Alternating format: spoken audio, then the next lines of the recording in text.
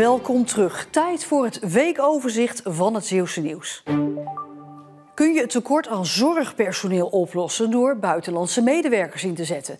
Dat onderzoekt VIA Zorg via een proef met zorgmedewerkers uit de Europese Unie, die hopelijk nieuwe Zeeuwen worden.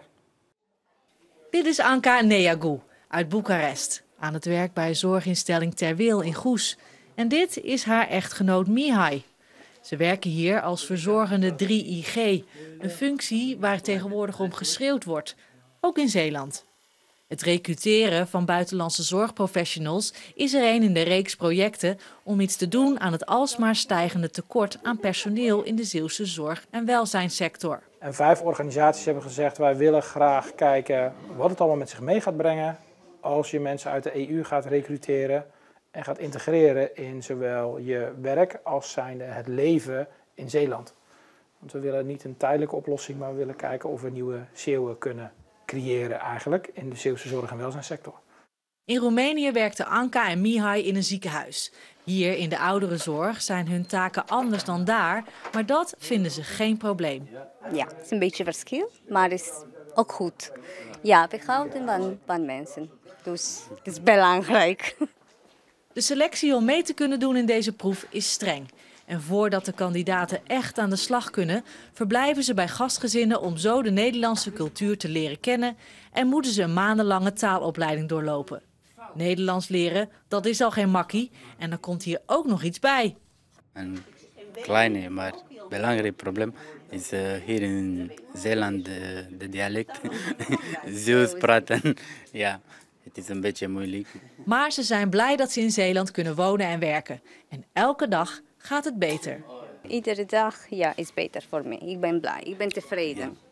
Als ik iets niet kan begrijpen, vraag ik nog een keer aan mijn collega. Ja, en ze zijn aardig met mij. Ja, altijd.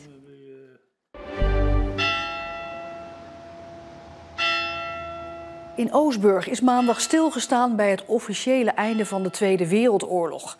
Tijdens een herdenking werden de namen van de 30 West-Zeeuws-Vlaamse slachtoffers van de Japanse bezetting in Nederlands-Indië voorgelezen. Cornelis de Bruin uit Aardenburg, 26 jaar.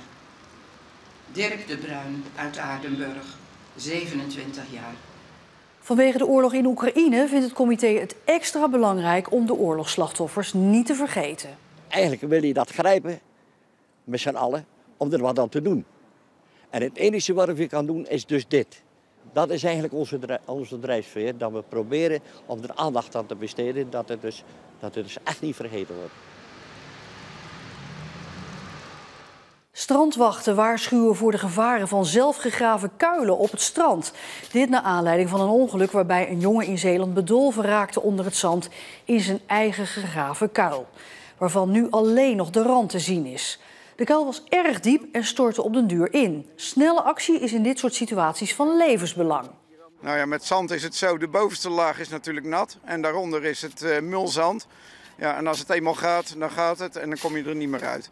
En ja, dan mag je, zoals in dit geval, van geluk spreken dat er mensen in de buurt zijn die je er dan snel uithalen. Het valt de strandwacht op dat het vooral toeristen zijn die gevaarlijke kuilen graven. Maar ze hebben een tip voor iedereen. Nou, ik zou in ieder geval zeggen om het vooral niet te diep te doen. Ja, wat ik denk ook heel belangrijk is, hou je kinderen gewoon in de gaten. De nieuwe sluis in Terneuzen gaat er steeds meer uitzien als een sluis. Zeker nu het binnenhoofd ook onder water is gezet. Het is het gedeelte waar straks de schepen vanaf het kanaal van Gent naar Terneuzen de sluis binnenvaren. En daardoor is de bodem van het enorme bouwwerk niet meer te zien. Geweldig toch? Waar andere projecten vieren dat ze iets moois gebouwd hebben, vieren wij dat we het onder water zetten. De put wordt gevuld met water uit het kanaal. Dat werk kon ondanks de droogte en de daardoor lage waterstand toch doorgaan. We hebben niet zoveel nodig, 100.000 kub. Op een kanaal van 10 vierkante kilometer maakt het niet zoveel uit. Het is ongeveer 1 millimeter. De voorman van de landelijke tuinbouworganisatie, Sjaak van der Tak, heeft Zeeuwse boeren een hart onder de riem gestoken. De voorzitter werd ontvangen door zo'n 100 boeren die hem niet toevallig ontvingen bij het natuurgebied Het Grote Gat in Oostburg.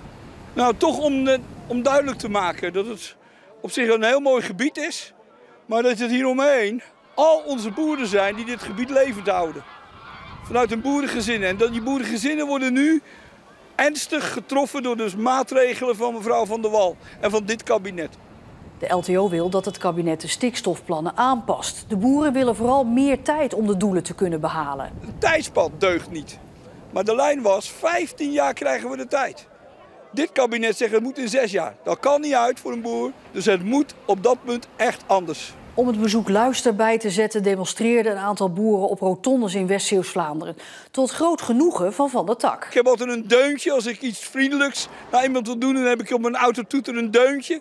En dat heb ik vele malen mogen gebruiken. Hoe klinkt dat? Heel mooi. Het had woensdag een drukte van belang moeten zijn op de boulevard van Vlissingen. Want daar zou na een paar jaar afwezigheid Rescue Vlissingen plaatsvinden. Het grootste hulpverleningsevenement van Nederland. Maar de organisatie kreeg geen vergunning van de gemeente, waardoor het niet door kon gaan. Maar de organisatie laat zich niet uit het veld slaan en heeft laten weten gewoon door te gaan met het evenement, maar dan wel onder een andere naam en mogelijk ook op een andere locatie. Vandaag had het hier helemaal vol moeten staan met allerlei hulpdiensten, enerzijds. En anderzijds met heel veel blije bezoekers. Dat is het niet. Tegelijkertijd is het voor ons ook wel weer een feestelijke dag. Omdat we vandaag onze nieuwe naam, Rescue Zeeland, bekend hebben gemaakt. Dus ja, een beetje dubbel gevoel. U bent hier speciaal voor Rescue? Ja, en nu is het niets. En 4 jaar geleden wel. Dat is erg jammer. De kleinkindjes onderweg, speciaal van de opvang gehaald uit Utrecht. Ook hier naartoe, omdat wij hier ook waren. Jammer, jammer, jammer. Iedere gemeente die denkt dat ze een geschikte locatie voor ons evenement hebben, in welke vorm dan ook, daar willen wij dolgraag mee om tafel. En wanneer dat gaat zijn, of dat volgend jaar gaat zijn of het jaar erop, dat weten we op dit moment nog niet. Ja, ik ben echt teleurgesteld. Hoe is dit nou mogelijk? Zie ik ook nog een vlag worden gehesen van Zeeland. Rescue Zeeland. Ja, mooi hoor, Zeeland. Maar ik ben wel verknocht aan Vlissingen. Dus, We willen eerst met diverse partijen om tafel. En zodra we daar een fatsoenlijk concept voor hebben waarmee we het evenement wel zouden kunnen organiseren, willen we daar dolgraag mee naar buiten komen. En dat die afspraken moeten komen op voorhand, dat lijkt me boven kijf staan. Na wat er in de afgelopen periode allemaal gebeurd is. Een triest gezicht bij het pluimveebedrijf in Schoren, waar de vogelgriep was vastgesteld. Woensdag werden daar bijna 80.000 kippen geruimd en 260.000 eieren vernietigd. Alle kippen en eieren moesten worden geruimd om verdere verspreiding van de ziekte te voorkomen. Raadslid André Jumelet van ChristenUnie Rijmerswaal vindt het verschrikkelijk voor het getroffen bedrijf. Maar ziet de vele uitbraken wel als signaal dat de sector te groot is geworden. Ja, als het natuurlijk gaat over dierenwelzijn, als het gaat over natuur, als het gaat over de verspreiding van ziektes, dan zal het op een gegeven moment nodig zijn om een paar stappen terug te doen. Ik vind het ook heel jammer voor de bedrijven die natuurlijk hun stinkende best doen om het zo goed mogelijk en zo schoon mogelijk te doen. Maar op een zeker moment ben je aan een plafond en dan zie je nu gewoon dat het uit de hand loopt.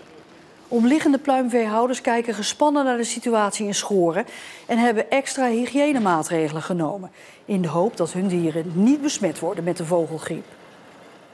Zul je altijd zien, komt de minister van Landbouw langs om de droogte op je akker te bekijken, regent het de hele dag.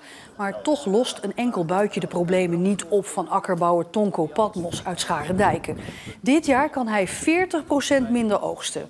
Voor bepaalde gewassen zoals de aardappelen is het kwaad al geschied. Het heeft vandaag wel geregend, maar voor een aantal percelen is dat te laat, ja. En als hij dat wil laten zien aan minister Staghouder, pakt hij precies de verkeerde aardappelen eruit. Kijk, en er zitten heel veel tussen die eigenlijk te klein zijn. Deze bos valt mee. De droogte lijkt de laatste jaren een structureel probleem te worden. En dus bestoken de boeren de minister met ideeën. Beter water vasthouden, maar ook mogelijkheden van een verbeterde wateraanvoer. Want er is natuurlijk in principe eigenlijk heel veel zoetwater wel beschikbaar, alleen niet op de goede plek. Nou, daar hebben ze ideeën voor en daar willen ze graag verder met mij van gedachten over wisselen. Het plan van het kabinet om per 2030 de wegenbelasting te vervangen door een kilometerheffing zorgt voor politieke onrust in plattelandsprovincies, zoals Drenthe en ook Zeeland. De provinciebestuurders denken dat de meeste van hun inwoners met een kilometerheffing meer moeten gaan betalen. We moeten gaan betalen naar het gebruik van onze auto's, vindt het kabinet. Dus zou er per gereden kilometer betaald moeten gaan worden vanaf 2030. Dat klinkt in beginsel redelijk, vindt ook de politiek. Maar zogenaamde plattelandsprovincies zetten wel kanttekeningen. Ja, dat is voor de Zeeuw natuurlijk niet goed. We zijn een dunbevolkt gebied. Onze afstanden, eilandenstructuur, verhoudingsgewijs ver. Voorzieningen ook iets verder van de deur dan dat je bijvoorbeeld in Den Haag of in Delft woont. Dus ja, ik vind dat eigenlijk heel logisch dat de mensen in Drenthe en andere provincies zeggen, ja maar pas op, zo gaan we er toch niet invoeren. Het kabinet wil in ieder geval net zoveel aan belasting binnen blijven halen als met het oude systeem. Dagblad NRC berekende een kilometerprijs op basis van de cijfers van 2021 en kwam op 4 cent per kilometer uit.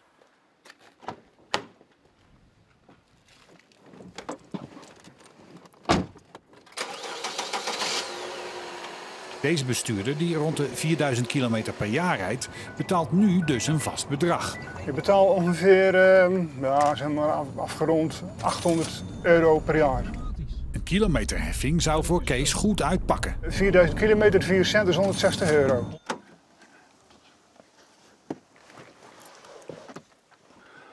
Maar andere bestuurders zijn niet zo gelukkig als Kees. Zeker wanneer ze behoorlijk wat kilometers maken. Rond de 50.000 per jaar. En wat betaal jij nu aan wegenbelasting? Ja, een paar €100. En die paar €100 worden op basis van 4 cent per kilometer. Ja, een paar €1000 dan, hè. Ruwweg gaat een bestuurder die meer dan 15.000 kilometer per jaar rijdt meer betalen volgens het nieuwe systeem. Pakketbezorgers zoals Co worden behoorlijk hard getroffen.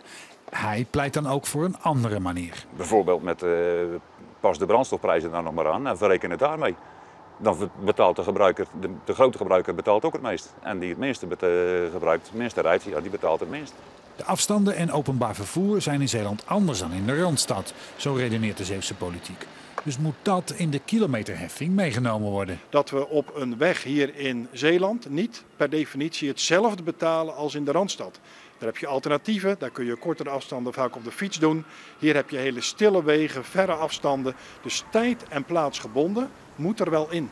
Maar voor een tijd- en plaatsgebonden kilometerheffing zal moeten worden vastgelegd waar en wanneer iemand rijdt. Dat vereist een technisch lastig volgsysteem waarbij de privacy ook nog eens onder druk komt te staan. Het is maar de vraag hoe dit kabinet en het volgende een manier gaan vinden om tot een zo breed mogelijk gedragen oplossing te komen. Een technische storing is de oorzaak van de botsing van een binnenvaartschip tegen de Badse brug.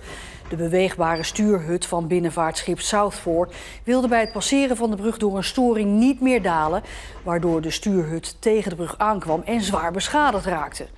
Volgens de Belgische eigenaar van het binnenvaartschip kon de schipper net op tijd de stuurhut verlaten, waardoor er geen gewonden vielen. Maar wel is de schipper enorm geschrokken. De Badse brug liep lichte beschadigingen op, maar het herstel van het schip, dat gaat zo'n 2 maanden duren. De Middelburgse rechtbank heeft een 30-jarige Vlissinger veroordeeld tot 6 jaar cel en tbs met dwangverpleging voor onder meer poging tot doodslag. De rechtbank acht bewezen dat hij een paar keer een deels geladen revolver in de mond van een kennis uit Oostburg stak. De Vlissinger, onder invloed van drank en drugs, haalde enkele keren de trekker over als een soort Russische roulette. Pas op, corona is zeker niet weg, waarschuwt microbioloog Robert Bentvelsen van Zorgzaam. Om kwetsbare mensen te beschermen moeten we voorzichtig blijven, zegt hij. Maar voor veel Zeeuwen is corona in hun dagelijks leven toch een beetje naar de achtergrond verdreven. Eigenlijk is het gewone leven gelukkig weer opgestart. We wassen nog wel extra handen. Een beetje op de achtergrond speelt dat nog wel mee? Ik hou er toch rekening mee. Kom ik van de winkel, dus gelijk handen wassen en afstand wordt wat minder. Maar ja, ik hou er wel rekening mee. Om eerlijk te zijn, niet meer zo'n hele grote rol op dit moment. Eigenlijk helemaal niet meer. Maar het is niet zo dat u als u boodschappen gaat doen nog extra uw handen wast als u thuis komt? Ja, moe van mijn vrouw, maar meestal vergeet ik het. Ook al is corona bij veel mensen verdreven naar de achtergrond, het virus waart nog steeds rond. Daarom pleit microbioloog Robert Bentvelsen nog voor enige voorzichtigheid. Het zou zomaar kunnen dat het weer terugkomt en dat het toch weer een belasting van de zorg geeft. En ja, laten we een beetje rekening houden met elkaar. Dus juist om die kwetsbaren te beschermen is het goed om wel bewust ermee om te gaan. Maar het is wel begrijpelijk dat we in deze periode er veel minder mee bezig zijn. Ik snap het heel goed. In de zorg is nu ook gelukkig rustig. Er zijn weinig opnames door corona. We merken nog wel dat er mensen ziek binnenkomen die ook corona hebben. Maar het is niet weg. Ook al lijkt het erop dat de huidige coronavarianten wat milder zijn dan in het begin, toch hoopt de microbioloog wel dat we de ernst van corona blijven inzien.